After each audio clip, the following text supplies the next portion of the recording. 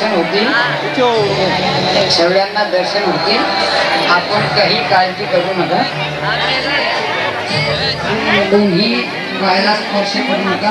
लांबून लांब उभी राहा, लांब उभी राहा, लांबून दर्शन घ्या. अरे ते पाय जोडू नका. असं आपापल्या जागेवर बसा. आपापल्या जागेवर बसा. आपापल्या जागे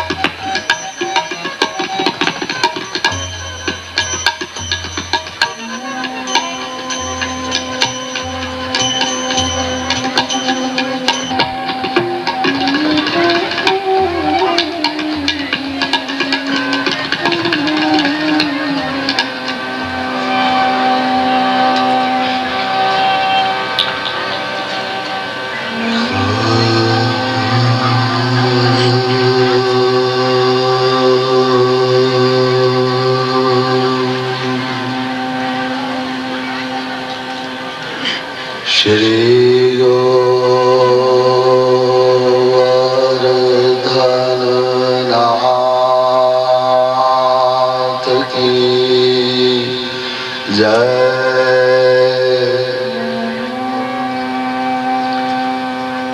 श्री गिरिराज धरा की जय.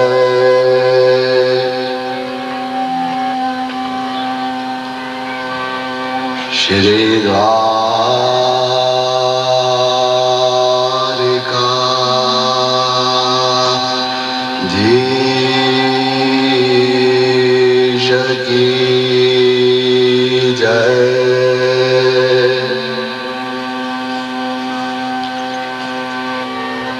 श्री गणेशाय नमः.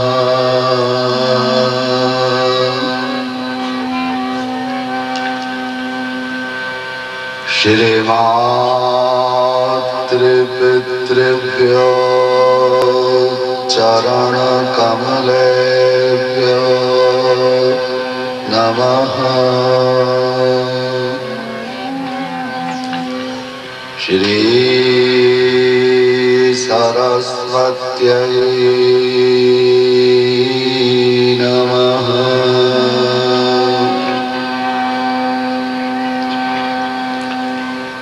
नमो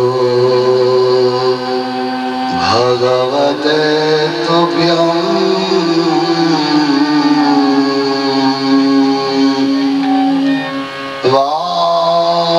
वासुदेवाय धीमहि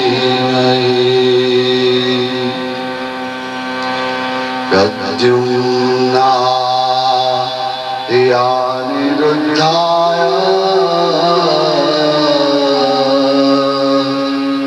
नमः संकर्षणाय च. किरीटगेयोर्मार्गनिष्कैर्मण्योत्तमालं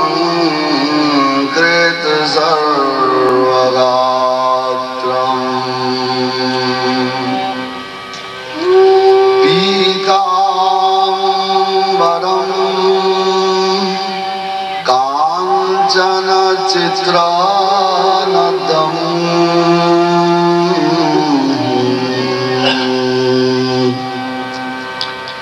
मालाधरम् केशवमभ्युपै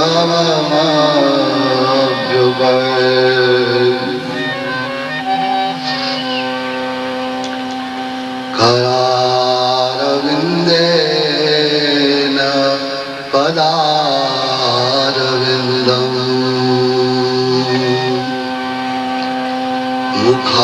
मुखारविन्दे विनिवेशयन्तम्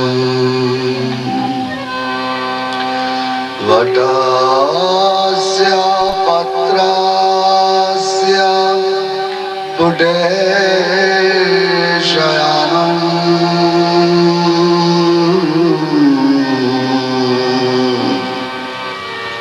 बालं मुकुन्दं मनसा स्मरामि मूकं करोति वाचालं पङ्गुं लङ्घयते गिरिम् यत्कृपा तमहं वन्दे परमानन्द माधवम्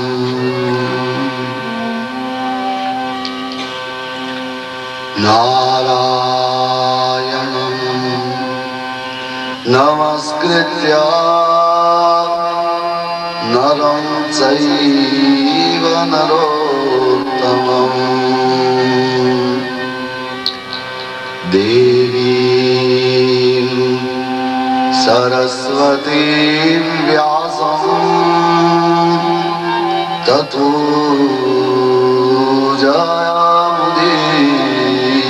जयमुदीरयेत्।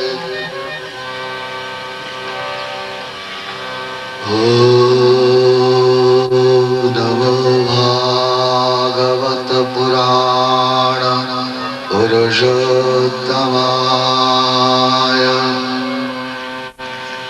नमो वेदव्यास पराशर वाल्मीकि शुकचरण कमलेभ्यो नमः।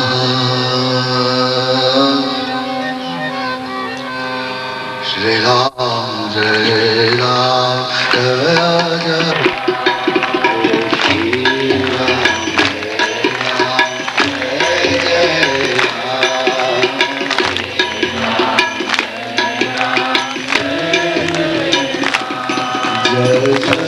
Shri Ram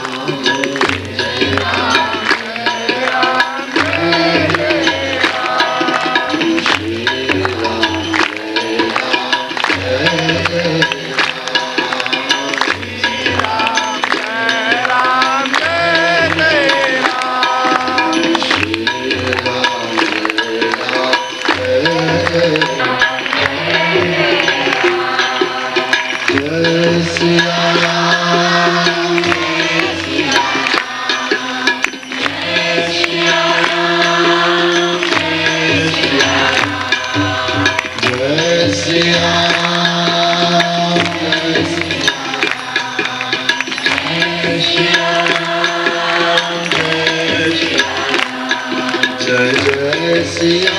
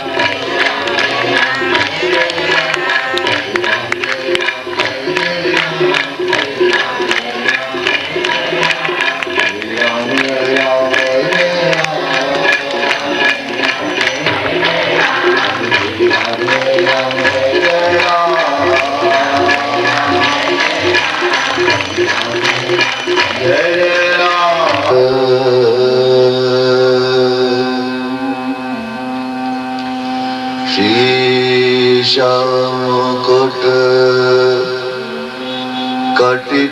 कटिकांचनी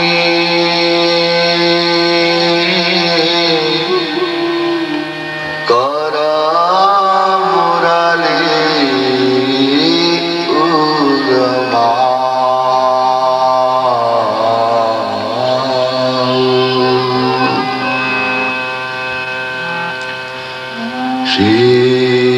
श्यामकुट कटिकांचनी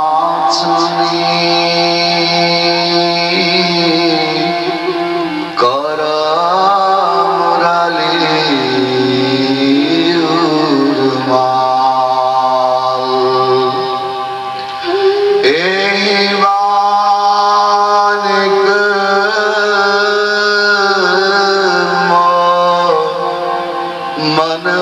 सो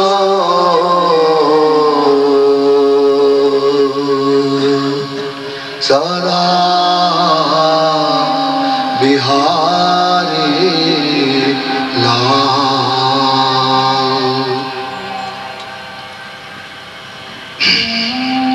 बाल कृष्ण लाल की, श्री यमुने महारानी की।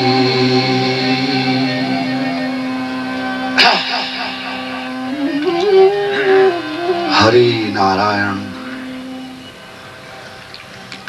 लीजिए, हमारे इस श्रीमद् भागवत ज्ञान यज्ञ का आज यह विश्राम का दिन आ पहुंचा।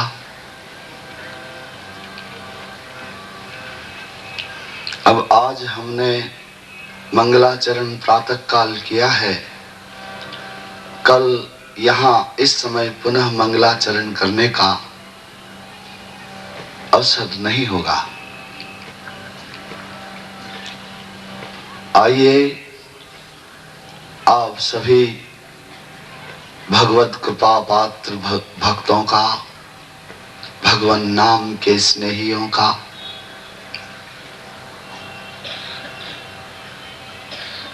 मैं आवाहन करता हूं,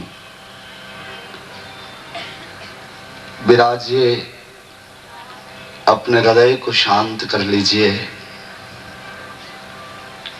आइए कुछ महत्वपूर्ण बातों का विचार करें और आज भगवान के गुणानुवाद और गाएं।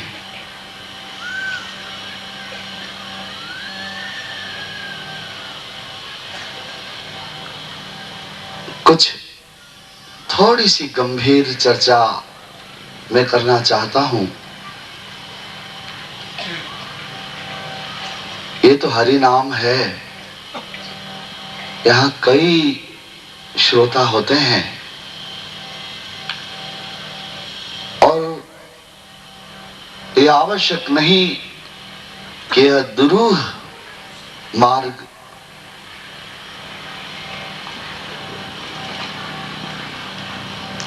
और गंभीर विषय सबको ही समझ में आ जाए,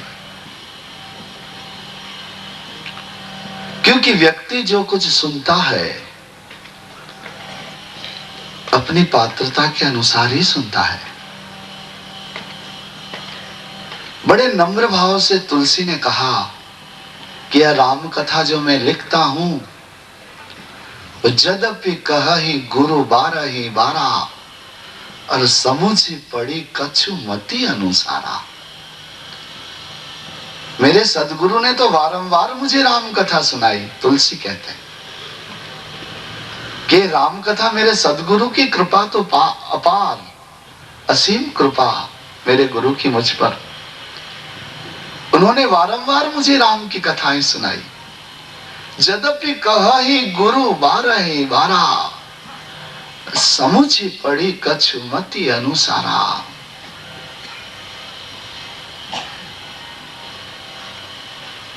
मेरी बुद्धि के अनुसार मैं राम कथा सुन समझ पाया। भाषा बद्ध करबि में सोई, मोरे मन प्रबोध जिमि होई। तुलसी कहते हैं कि मेरे मन में जैसी रोशनी हो जाएगी, जैसा बोध हो जाएगा, उसी कथा को जो मैंने गुरु के मुंह से सुनी है, बारंबार सुनी है, और मेरी बुद्धि में जितनी आ सकी उतनी मैं अब लिख रहा हूं। तुलसी कहते हैं। फिर भी आप सभी विज्ञ हैं, मैं आपसे एक गंभीर बात का कहना चाहूंगा। आप इन इंद्रियों से विषयों को ग्रहण करते हैं, वास्तव में ऐसा है कुछ नहीं कि ये भगवत अंश जीव है। यह तो ये अपने अंश में क्यों नहीं जाता? जब इंद्रियां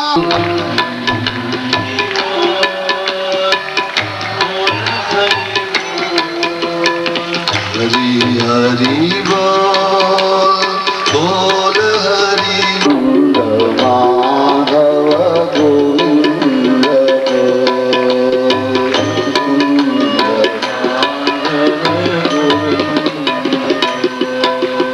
हरि हरि हरि हरि बोल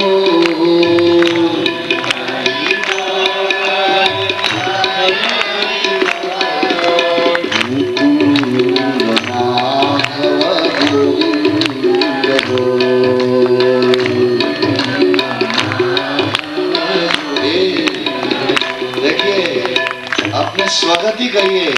ए मेरे मन, ए मेरे शरीर, ए मेरे रक्त, ओ मेरे नेत्रों, मेरे श्रवण।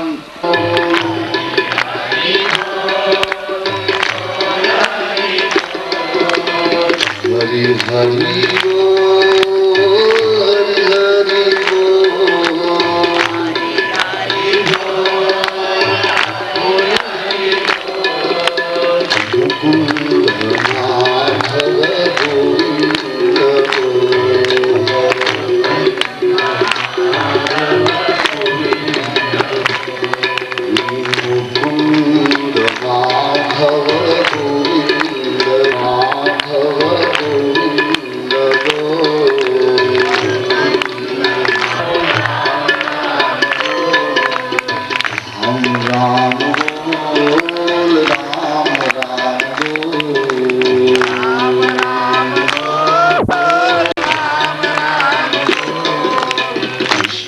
Krishna Bol Hare Krishna Krishna Krishna Krishna Bol Hare Krishna Krishna Bol Krishna Krishna Bol Krishna Krishna Bol Krishna Krishna Bol Krishna Krishna Bol Krishna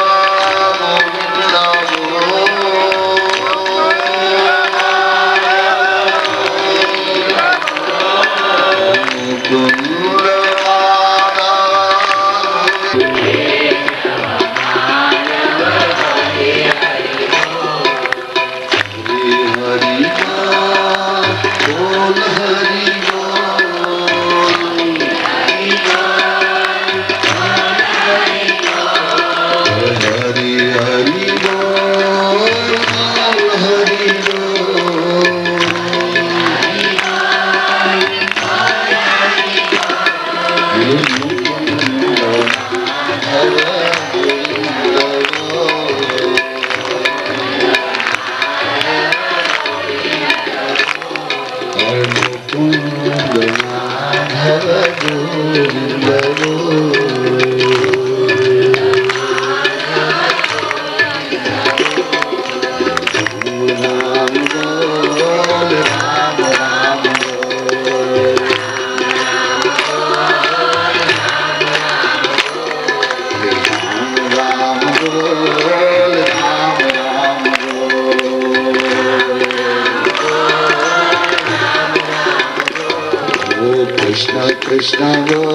Hare Krishna Krishna Bol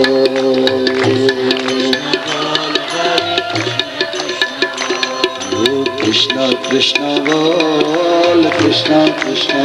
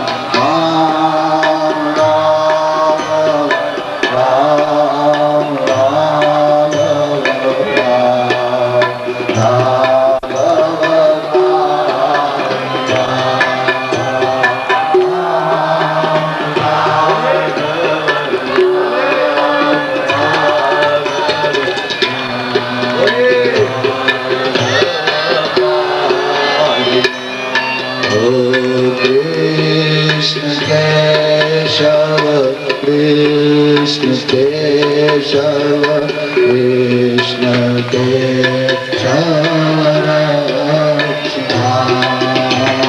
Krishna Keshav Krishna Keshav Krishna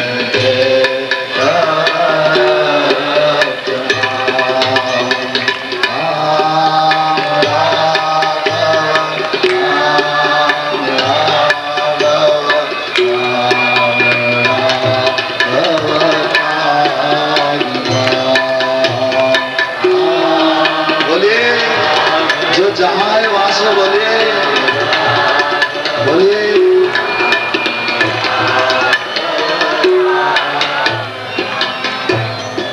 Krishna Keshav Keshav Krishna Keshav Krishna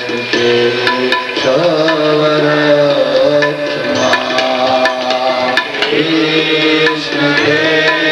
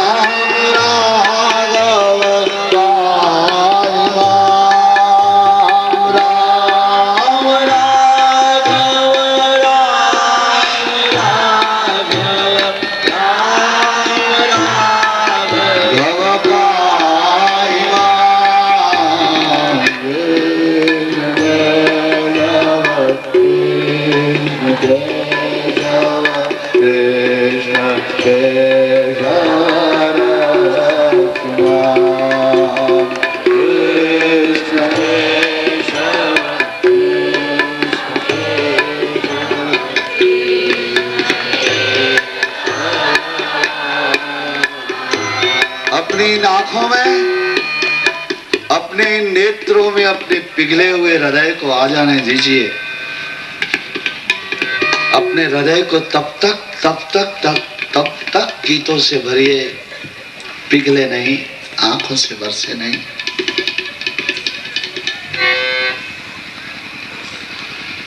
और फिर कहिए उसे, पाहि माम रक्ष माम। अब मुझे अपने चरणों की शरण में लीजिए, इस जगत से मेरी रक्षा करिए, इस माया से मुझे बचाइए, इन सुख दुख के द्वंद्वों से मुझे छुड़वा दीजिए, भलाई बुराई दोनों से अलग। मुझे तो आपके चरण चाहिए।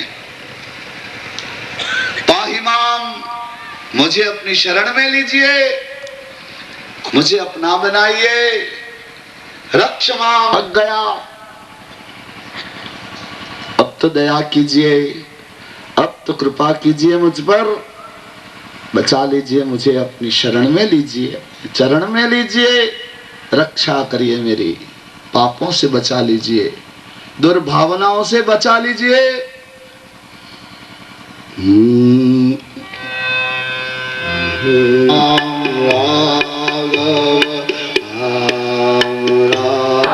बोलो, सुना दो मुझे हरिनाम।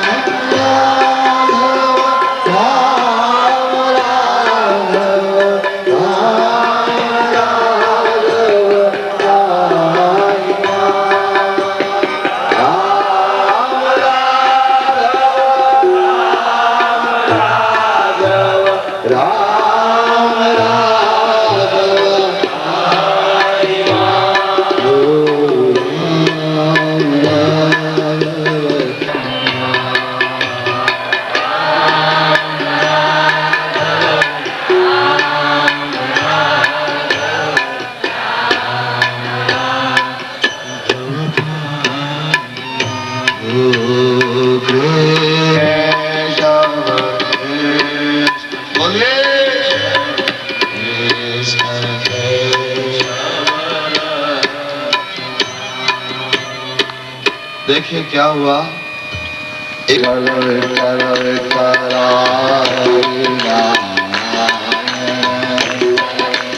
बोलो भाऊ। ओ विठ्ठल विठ्ठल विठ्ठल हरि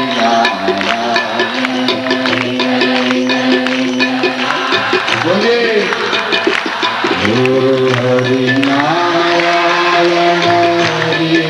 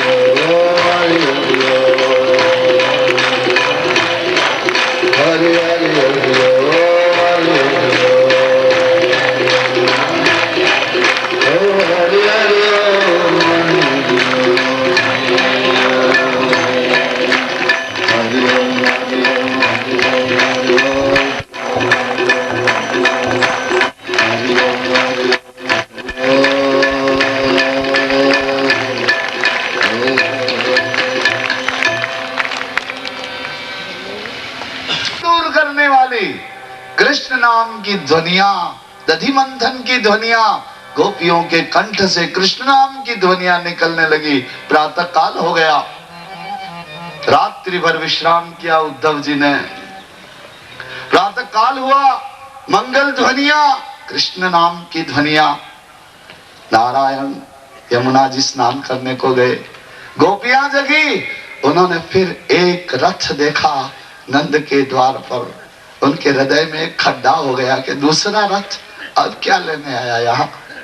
हमारे प्राणों को ले जाने वाला एक रथ आया था, वही काफी था। दूसरा रथ कौन आया? उत्सुकता करने लगी। रथ तो मथुरा से आया ही लगता है, क्या कृष्ण पधार गए? किसी को खुशी हुई, किसी को डर लगा। गोपियों का समूह जो भगवान की रास मंडल की प्रियाएं हैं, जिनको भगवान ने अपने अधरामृत से सिंचन किया है, जिनके चरणों में अपना मुकुट चढ़ाया भगवान ने, जिनको आलिंगनबद्ध किया भगवान ने, ओ गोपियां सब इकट्ठी होके देखती रथ को। वहीं यमुना स्नान करके उद्धव जी पधारे। कहते हैं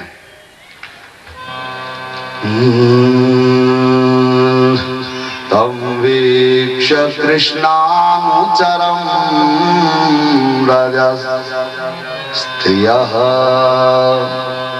अप्रलम्ब बाहुं नवकञ्जलोत्सनं पीताम्बरं पुष्करमालिनं लसन् मुखारविंदम परिमृष्ट कुंडलम। इन गोपियों ने देखा कि अरे ये तो कोई कृष्ण नहीं है, लेकिन कृष्ण जैसे है। पीतांबर भी पहन रखा है, प्रलंब बाहु भी है, कमल जैसी आंखें भी हैं, वनमाला भी धारण कर रखी है, लेकिन ये कृष्ण नहीं है। कृष्ण जैसे ही है, पीतांबरधारी। बड़ा मान किया उनको। पूछा आप कौन हैं, कैसे हैं? उद्धव जी ने बताया कि मैं तो तुम्हारे लिए ही आया हूं, तुम्हारे प्रियतम ने संदेशा लेकर के भेजा है मुझे, उन्होंने मुझे खास आपके लिए ही भेजा है, संदेशा लेकर के भेजा है। गोपियों ने कहा वो क्या संदेशा भेजेंगे? निस्सत्वं त्यजन्ति गणिका अकल्पं नृपतिं प्रजा अधीत विद्या आचार्यं ऋत्विजो दत्त दक्षिणं खगावीत फलं वृक्षं भुक्त्वा चातिथयो गृहं दग्धं मृगास्तथारण्यं जारो भुक्त्वा रतां स्त्रियम् इति गोप्यो हि गोविंद। गोपियां कहने लगी कि अरे जाने दो, उनकी बात मत करो। जिसके पास पैसे नहीं होते उसे वैश्याएं छोड़ देती हैं, जिसमें शक्ति नहीं होती उस राजा को प्रजा राजगद्दी से उतार देती है।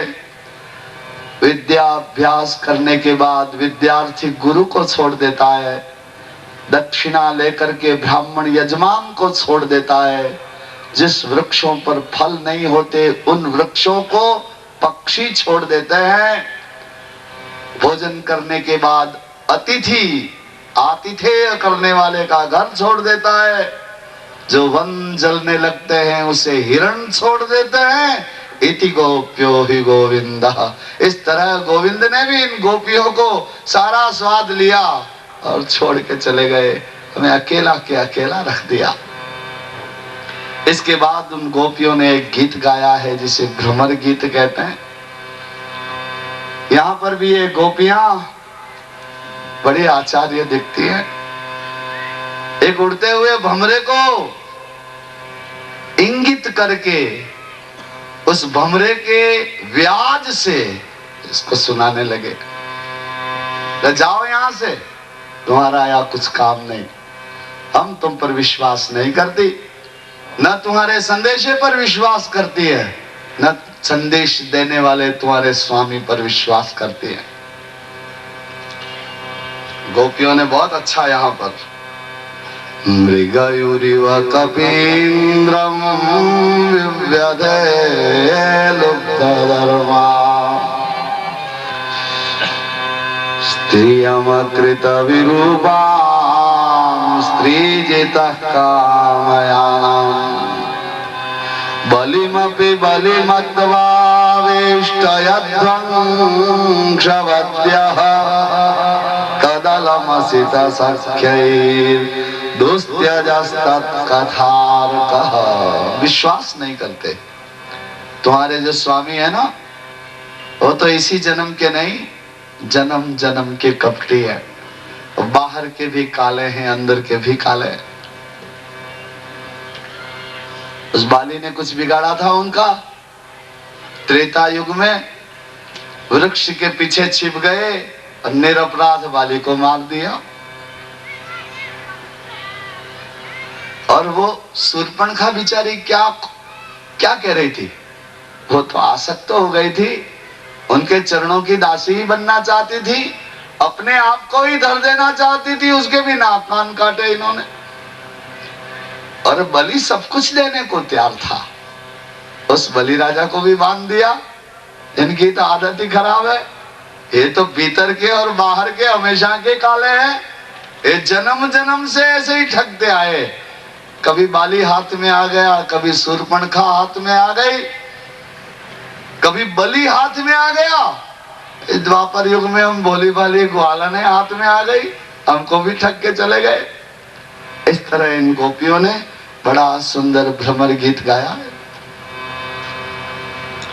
और नारायण देखिए, यहाँ पर भगवान ने फिर उनको, उद्धव जी ने फिर उनको बहुत ही उनकी श्लाघा की। उद्धव जी ने कहा कि अहो यूयं स्म पूर्णार्था भवत्यो लोक पूजिताः।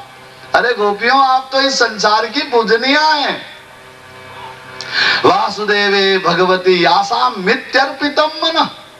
आपने इस तरह अपना मन वासुदेव के चरणों में समर्पित कर दिया कि कृष्ण ही आपके जीवन हो गए, कृष्ण ही आपके धन हो गए, कृष्ण ही आपका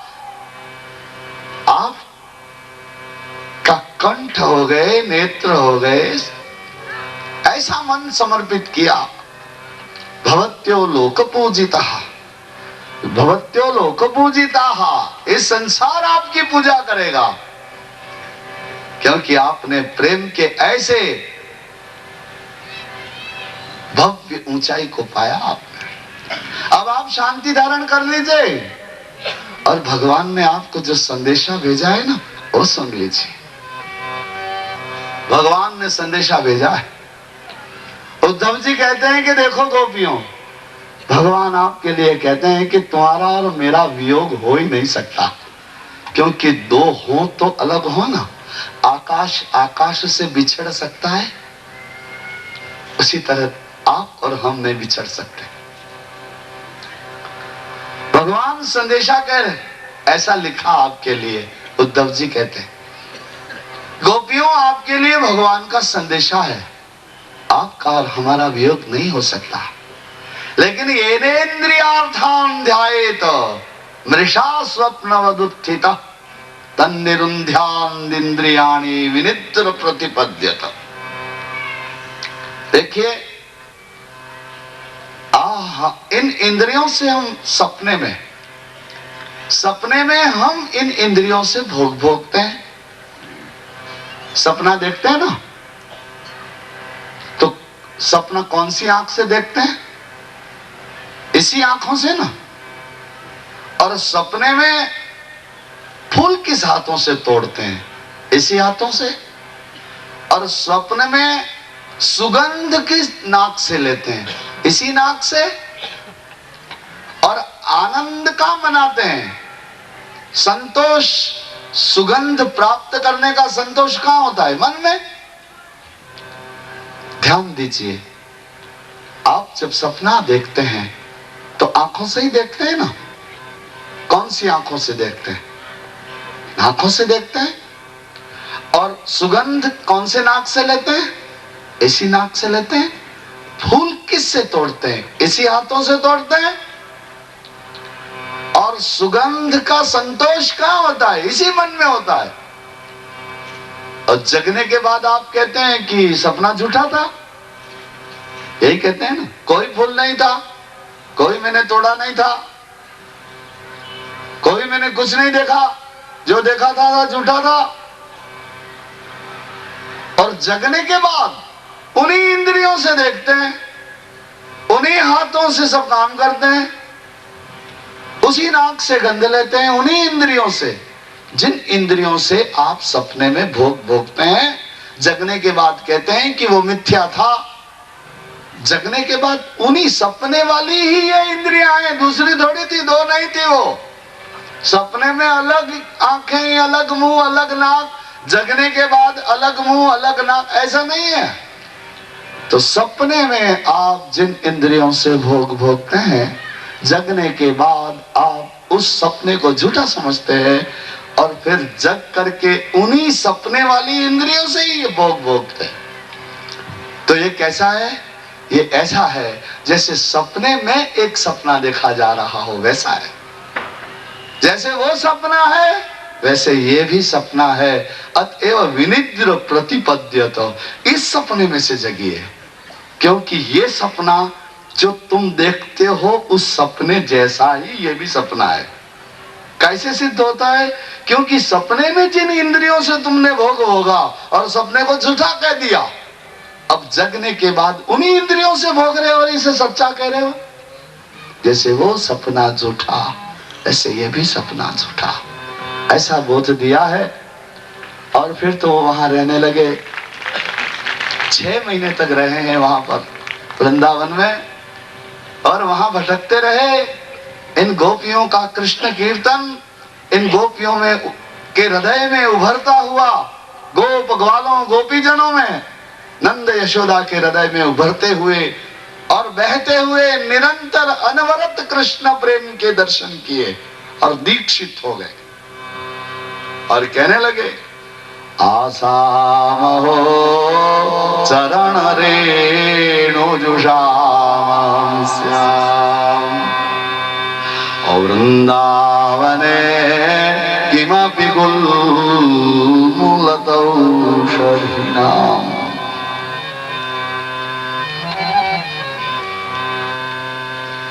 यो दुस्त्यजं स्वजन स्नेह, यो यादुस्त्यजं स्वजन माल्य पतञ्चयित्वा भेजुर्मुकुन्द पदवीं श्रुतिभिः विवृज्ञाम्। आसामहो चरण रेणु जुषाम श्याम। उस उद्धव के मन में एक इच्छा हुई, अरे मैं इन गोपियों की चरण रज प्राप्त कर लूं, इनके चरणों की रज में मुझे प्राप्त हो जाए। आसामहो चरण रेणु जुषाम श्याम। वो चरण रज प्राप्त करने के लिए मैं यहाँ वृंदावन में जिस मार्ग से गोपियां आती जाती हैं, वहां कोई कांटे वाली झाड़ी बन जाऊं छोटी सी। उद्धव की इच्छा हुई कि मैं यहाँ झाड़ी बन जाऊं वृंदावन में। बड़ा वृक्ष बनने की इच्छा नहीं हुई, कांटे वाली झाड़ी, कोई बेल लता बनने की इच्छा हुई। क्यों? क्योंकि लताएं और झाड़ियां सब नीचे होती है ना, ताकि ये गोपियां जाए आए, इनके चरणों से रज उड़े, तो जरा वो मेरे ऊपर रज पड़ जाए तो मुझे कृष्ण प्रेम की दीक्षा मिल जाए, मुझे भी इन गोपियों की तरह प्रभु को प्रेम करना आ जाए। मैं तो ज्ञान में ही डूबा हुआ। आसाम हो चरण रेणु जुषाम श्याम वृंदावने किमपि गुल्मलतौषधीनाम्। इन गोपियों ने यादुस्त्यजं स्वजन माल्य पतञ्चयित्वा तेजुर्मुकुन्द पदवी श्रुतिभिः विवेक्याम्। अरे इन गोपियों ने क्या किया? दुस्त्यज स्नेह को छोड़ दिया। आप ध्यान दीजिए, इन गोपियों ने क्या छोड़ा? जो छूट ही नहीं सकता वो छोड़ा। दुस्त्यज छोड़ सकते हैं माँ बाप को, आप अपने बच्चों को छोड़ सकते हैं, अपनी इज्जत को छोड़ सकते हैं, व्यवहार को छोड़ सकते हैं, दुनिया को छोड़ सकते हैं। इन्होंने छोड़ा। या दुस्त्यजम, इसीलिए जो दुस्त्यज है, छोड़ना ही कठिन, वो छोड़ा। जो हो ही नहीं सकता वो कर बताया। या दुस्त्यजम स्वजनमार्य पथम च हित्वा हेजुर्मुकुंद पदवीं श्रुति विज्ञान। जिस मार्ग को श्रुतियां नहीं ढूंढ सकी, वेद नहीं ढूंढ सके। वेद तो केवल ज्ञान सुनाते रहे, वेद तो केवल कर्म की दीक्षा देते रहे, विषयों को ही व्यवस्थित करने का काम करते हैं वेद। त्रैगुण्या विषया वेदा निस्त्रैगुण्यो भवार्जुन। वेद भी तो विषयों का ही विस्तार करते हैं। जो मार्ग वेदों में नहीं, वो मार्ग इन गोपियों ने ढूंढ लिया। मैं इनके चरण की धूल पाने के लिए, मैं उद्धव नहीं रहना चाहता। मैं जिन रास्ते से गोपियां आती जाती हैं, उस मार्ग पर झाड़ी बन जाना चाहता हूं। कोई छोटी सी बेलड़ी बन जाना चाहता हूं, कोई कांटे वाले बोर की झाड़ी बन जाना चाहता हूं, जिससे गोपियां आए जाएं तो इनके चरणों की धूल उड़ करके मुझे पवित्र कर दे, प्रेम की दीक्षा दे। 6 महीने रहे उद्धव जी, कृष्ण प्रेम में डूब गए। ज्ञान देने आए थे और भक्ति प्राप्त कर ली इन्होंने। 6 महीने के बाद सभी गोप ग्वालों गोपीजनों से विदा होकर के उद्धव जी पुनः मथुरा जाने लगे। तम निर्गतम समासाद्य नाना पायन पाणयः नंदादयोनुरागेण प्रावोत्सन्नश्रुलोचना। रथ में बैठ गए और रथ में बैठ करके जाने लगे तो नारायण उन रथ को घेर लिया। इन गोप ग्वालों ने, गोपीजनों ने, नंद बाबा ने, यशोदा ने जाते हुए उद्धव के रथ को घेर लिया। उनके हाथों में अनेक प्रकार के उपहार थे, भेंट सामग्री थी। जाने वाले को भेंट दी जाती है, नाना पायन पाणय। उनके हाथों में अनेक प्रकार के उपहार थे। नंदादयोनुरागेण प्रावोत्सन्नश्रुलोचना। इन नंद गोप ग्वालों की आंखों में जाते हुए उद्धव को देख के आंसू आ गए। उनकी आंखों में आंसू आ गए और उन्होंने कहा कि उद्धव जी जा रहे हो वापस?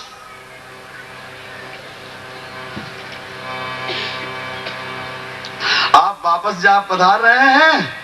निर्गतम समासाद्य नाना पायन पाणयः नंदादयोनुरागेण प्रावोत्सन्नश्रुलोचनाः।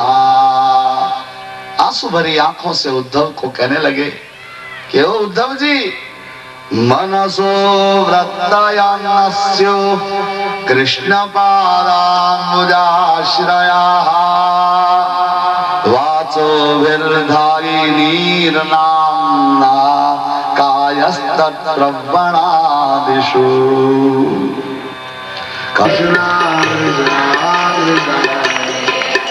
देखिए आप लोग तो ऐसे उठ जाते हैं जैसे कीर्तन मुझे अकेले को ही करना।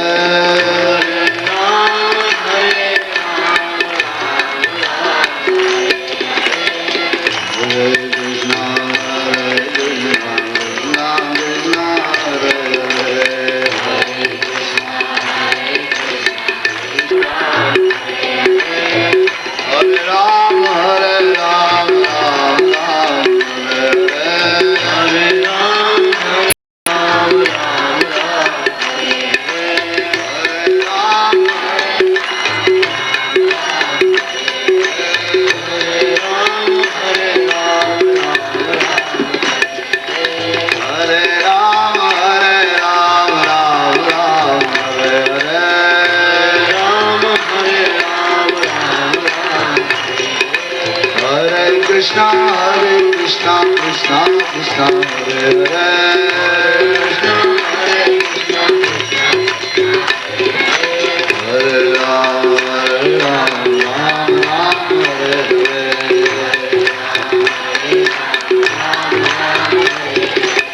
Hare Ram Hare Ram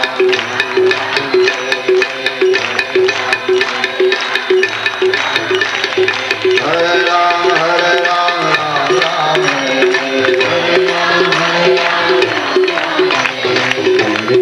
Hare Krishna Krishna Krishna Hare Hare Ragupati Raghav Raja